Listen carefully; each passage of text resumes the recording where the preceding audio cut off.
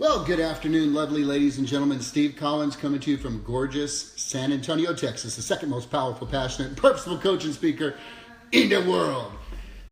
I am going to give people just a couple of seconds to go ahead and kind of gather here because this is a video by request from some of the folks at the Ziegler family. And they felt that it was one of the most profound videos that I had created yet. So I want to talk to you today about mind control. Mind control. What are we talking about when it comes to mind control? What we're simply talking about is this. You cannot keep a bird from flying over your head, and you can keep them from building a nest in your hair. What do I simply mean by that? I've said it before, that you cannot control your first thought.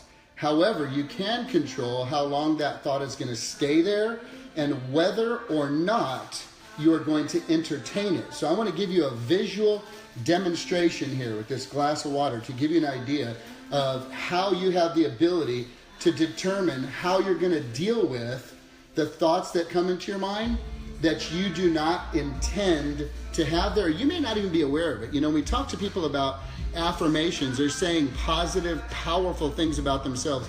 A lot of people say, well, I think affirmations are kind of stupid. I don't believe in affirmations. And I say, well, the problem with that is that you are already doing affirmations. They're just not powerful or intentional. Well, what do you mean? I don't do affirmations. Yes, you do. You wake up and you say, oh, my hip hurts. Oh, my butt hurts. Oh, my hair looks terrible today. Oh, it's rainy outside. It's going to be nasty. Oh, I think we're broke. I don't know what we're going to do. Those are affirmations. Conversations you're having with yourself are affirmations. They're just very, very, very disempowering and weak, and typically they're by default, they're not by design. You have not made a decision that you're going to say what's most powerful to yourself, because the most powerful conversations you have are the conversations you have with yourself. So here we go, all right? This represents your mind, okay? This is your mind. Your mind is very powerful. It's fluid. This, ladies and gentlemen, is the negative thoughts. Negative thoughts, all right? So here's what happens. This is your self-discipline and your preparation and your self-talk. This is how you know I'm going to overtake this thought. Remember, you can't keep a bird from flying over your head.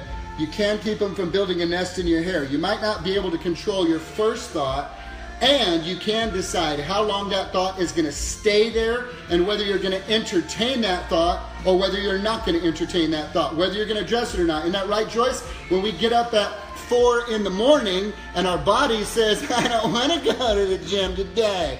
I'm tired. I didn't sleep. Okay, we can't control that first thought, and we can decide how long it's going to stay there. Negative thought, ladies and gentlemen, your mind, your self-discipline. That first negative thought hits, watch this. Boom, I don't want to go to the gym. Whoa, let me get that out of there. Let me get that out of there. I'm not going to deal with that. That's not on my plan. That's not what I choose to think about. Oh man, I don't think I'm going to make it. Well, no, I'm not going to deal with that. I'm not going to handle that thought. I'm not going to address it. You address it right away. You replace it with something more powerful. I can do that. I am able to do that. I intend to do that. Now watch what happens, ladies and gentlemen, when you just let it entertain. Well, did you hear what she said about you? Did you hear what she said? Oh, I really shouldn't think that. I really shouldn't. Let me get rid of that. And then you get rid of it. Ladies and gentlemen, I'm just going to tell you right now, this is dangerous business. Can you see the water changing color already, getting yellow and nasty? What about you get a thought that comes in and then you get ticked off? Boom. What did she say about me? You've got to be kidding me. I can't believe she said that. I'm really mad at her. What do we have now? By the way, I guess this was yellow. It looked like red, but you get the point, right? This was clear. Your mind was clear. Now your mind is jacked and cloudy. How long you choose to listen to those thoughts and entertain those thoughts will be a huge factor in determining whether or not you are able to address them. So what is my point? You cannot keep a bird from flying over your head, but you can keep them from building a nest in your hair.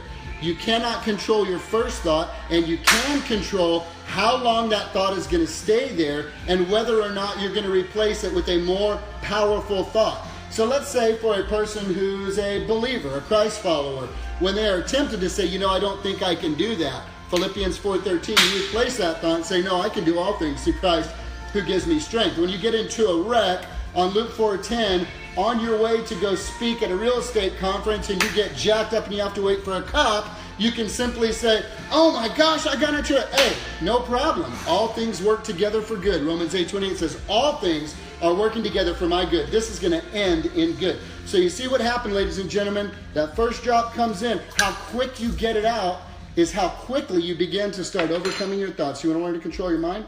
Got to control your thoughts. You can't control that first thought, and you can control how long you're going to entertain it and whether or not you're going to choose to replace it. I hope you choose to replace it with powerful thoughts. Have a great day, guys.